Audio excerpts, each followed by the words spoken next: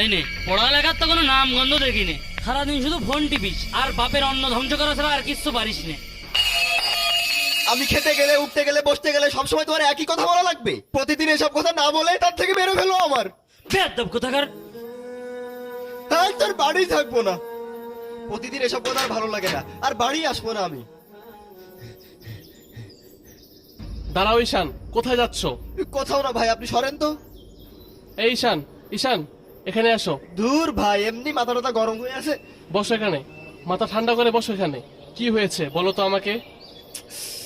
কি বলবো ভাই, আমি উঠতে গেলে সমস্যা, আমি বসতে গেলে সমস্যা, খেতে গেলে সমস্যা, সব জায়গায় ভাই শুধু আমারই সমস্যা।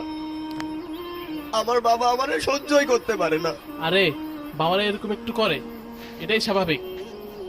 তার জন্য তার সাথে এরকম খারাপ ব্যবহার করা ঠিক না। আরে ভাই, আপনি জানেনই না, আপনার তো বাপ নেই, তাই আপনি বোঝেন না। আমি বুঝতে